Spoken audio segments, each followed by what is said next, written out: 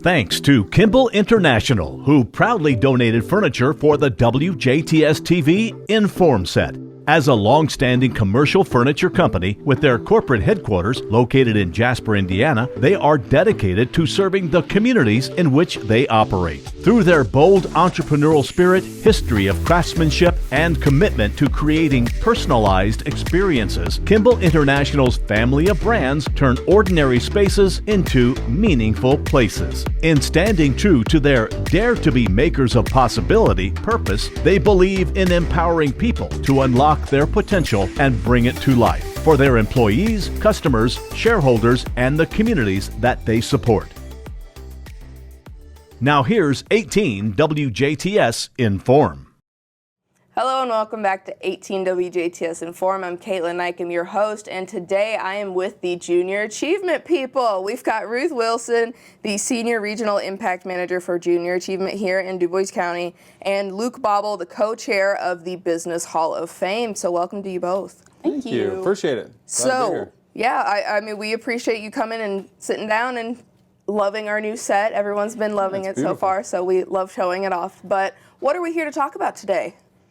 Yeah, the JA Business Hall of Fame. So every year we have an amazing event where we are able to recognize and honor the amazing people that have given so much to our community, not just from a business standpoint or an entrepreneurial standpoint, but also giving back to our community, ensuring that we are able to live in a great community with great resources, and that's what the event's all about.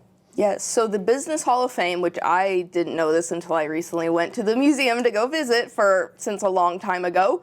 The Business Hall of Fame is an actual exhibit in the museum that you can kind of visit. It's a very big room with a lot of dedications and whatnot. It's very, very involved. Sure, yeah. Yeah, so the Business Hall of Fame meeting or awards ceremony for this year, what should we expect from that? So the date is April the 13th, and it is a breakfast ceremony, which kind of makes the event a little different because we want people to be able to come, network, have a good breakfast, enjoy and celebrate with us this year's honorees. But then also we realize that, we don't want to take them away from their families at night, and so we do a breakfast event. They can come, network, and then go back to work at that time. So it's April the 13th. Doors open at 7 with the breakfast buffet starting about 7:15, 7:30. And then our program to celebrate this year's honorees will start at 8 o'clock. Fantastic. I mean, I would love to go to a breakfast buffet every day before and celebrate some awesome people before work every day. But what's the, okay, you said April 13th is the event. So what do people need to do to kind of prepare? There are some tickets, registration. What's the finer details? Yes, so we are selling tickets probably up to about April the 1st. Tickets can be purchased by calling the Junior Achievement Office in Evansville. You can speak to me. My name is Ruth. 812-425-8152 is that phone number. Individual tickets are $75, and then a table of 8 can be arranged for $500. Okay. And all funds raised stay in Du Bois County to support junior achievement programs for students here in Du Bois County. And that event will be held at the museum with the big wall and everything, correct? Actually, it's held at Huntingurg Events Center. That's good to know. Yes, held at Huntingurg Events Center, and then we have each of the laureates get a monument that after the event will go to the exhibit down at the museum. And that's kind of where they live at, down there at the museum. And there's some interactive videos they can watch down there, as well as just, it's a really good exhibit to learn about the individual. Like Luke had said earlier, students can come through and hopefully 15, 20 years from now, they can still learn about those individuals that made the community great. Yeah. So does it, when you're looking for candidates to nominate and hopefully win awards for the Business Hall of Fame, what are you looking for? What kind of work and dedication does it take to be in this class of nominees and hopefully award winners? Sure, so that's a great question. I think the biggest thing we're looking for are people that have been successful in life. And I didn't just say business, but in life. So those folks that have committed their life to building business here in Du Bois County, being engaged with the community, being philanthropists, giving back. There's so many folks that can be successful in something, but if they're not giving back to our community and passing that knowledge on to the next generation, it becomes lost. And so we're looking for folks that have been engaged, that we see generational change in their families, that continue to give back and continue to raise up good people. And junior achievement as a whole is about teaching our children about financial literacy. And so are those folks good stewards of that? And if you look at the past recipients, they are the epitome of that, and it's really exciting. And that's the great thing about the setup at the museum is it is interactive. You can see the vignettes, which are brilliantly done, so you can learn about them. But you're not just learning that they were successful in business, but you're learning about how they were engaged in the community, what other things were they involved in, and how they were giving back. And it's great for the youth of our area, adults of our area, to go and learn and see what these folks have done around here. So it's really neat. Yeah, so do we get like a hint, or is the nominees already out there? Do we get any inklings like that from you guys today, or is it kind of like under lock and key? No, we have already announced this year's honorees.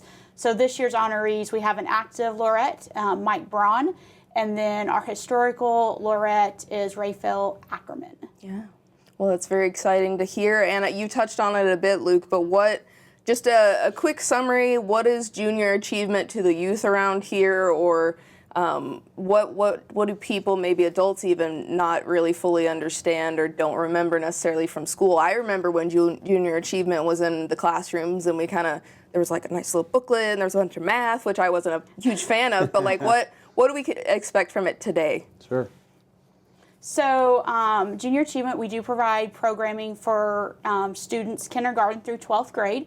And all of our programming focuses on financial literacy, work and career readiness, and entrepreneurship. And so what makes our program, I think, unique, and I think Luke would say this as well, is we provide volunteer mentors to go into the classroom to teach that curriculum. So people out in the community, it could be people that, work at a business, or they maybe own their own business, that type of thing. And so they're able to bring in their personal stories to those students.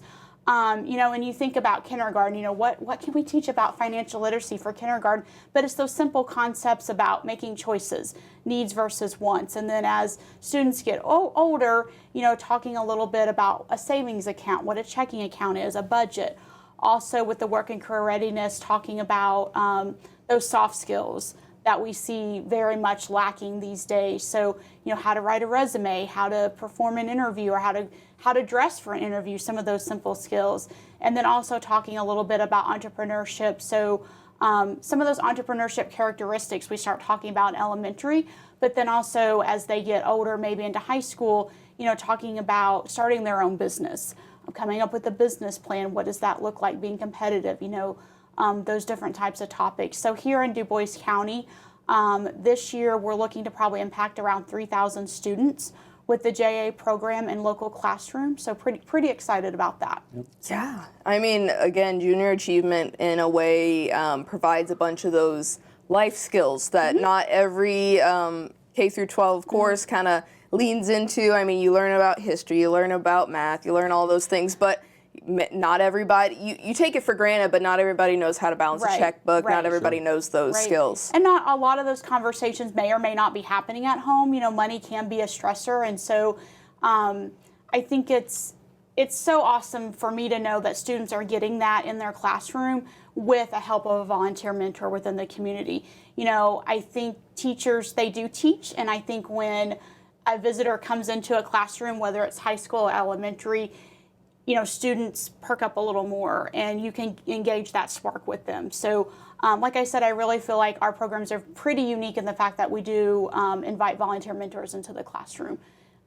Yeah, I mean, learning is never linear. It's not one thing versus another. So being able to bring volunteers, which I didn't even know they were volunteers. I thought you guys just had a league of JA people waiting in the wings. No. So that's very exciting to hear. I mean, it's that dedication to the children, and what they learn is super important. I I'm thinking now we have Kenny Speed. He's a sales executive here at the station, but I mean, he does JA, and I thought, oh, again, he's just doing it because he knows numbers. But no, it's because it's something that he wants to do, something to give back to the kids in one way or another that they may not be getting at home or in their regular studies. Sure. And, you know, whenever I moved back into town, one of the first things I did was got involved with JA just to get more linked with the community. And I remember going in and teaching my first class, I was nervous. You know, going into a bunch of kids, that's a little nerve-wracking. Yes. But the system that JA has, you get a booklet with all of your information. You sit down, you've got a lesson plan. It makes it so seamless that you can go in and you can give your spin on it. You can give your personal stories like Ruth had shared. And it's great to see those kids then in the community and say, hey, Mr. Bobble from JA. And it's really neat to see that. And the other nice thing too is there's so many opportunities in our communities that people just don't know. You know, they don't realize all the different companies, all the different things that they can do. A lot of folks and a lot of kids think that if I want to go do this, I have to leave or I have to move away. But chances are we have that same thing here. So then they get exposure to the local companies as well, which is really neat. Yeah, I grew up around this area, and I think the thing that always was a drawback was that there's nothing to do around town. There's no groups, nothing to kind of get involved with. But now that I'm back from college and all that stuff, being involved in the community this way, you see that there's so many more opportunities than you'd think. You just have to put a little bit more legwork into it and kind of research and get yourself out there. And you know, it's sometimes that's hard for people. I'm speaking from experience, but just trying to put yourself out there in one way or the other is normally the step in the right direction. For sure. So are you guys currently accepting volunteers, or if someone was wanting to get involved in JA and possibly become a volunteer, what would that kind of look like? So yes, I am always looking for volunteers. And so again, they can contact me, Ruth Wilson. Our office number again is 812-425-8152. Usually it kind of starts with just a brief conversation. You know, are they interested in a particular topic, school, or grade? You know, we do have a lot of volunteers that maybe volunteer in their child's school, in their child's classroom. So it kind of starts with that, and then from there, see where we can get a volunteer plugged in at. There is a training that we do with all of our volunteers as well, and then from there, they're able to connect with their teacher to kind of set up that schedule for them to visit the classroom. Yeah. So it's pretty seamless. I hope it is anyways. But yes, always looking for volunteers to go into the classroom. Yes, and in the end, you think about it, it's all going to be for the kids. So again, it's a great program, and being able to sit down with you both and kind of divulge into it more, and just seeing that it's not just the name Junior Achievement, it's a whole community effort is super exciting to see. Yeah, definitely. So if you would go ahead and remind us, we're going to have the Business Hall of Fame ceremony. When, where, how, why, just one more time for the guys at home. That's okay. So it's April the 13th at Huntingurg Events Center. Its doors open at 7. Breakfast buffet will be around 7:15, 7:30, and then the celebration and induction ceremony will start at 8 o'clock. Tickets can be purchased, individual tickets for $75. Table can be arranged for $500. You can call our office, Junior Achievement of Southwestern Indiana, 812-425-8152. Thank you so much. Is there anything else that I haven't mentioned that you'd like to say about Junior Achievement to the world, to the one guy sitting at home watching, anything like that? The one thing that I would mention is, as Ruth said, you know, there's a training that's done. They come to you to train you on that. So it's not like you have to take a week-long training course. Oh, no. It's you sit down, you go over it, make sure you're good, and you're good to go. So it's a very easy way to get engaged with the youth of our community and give back and feel that joy of giving back really quick.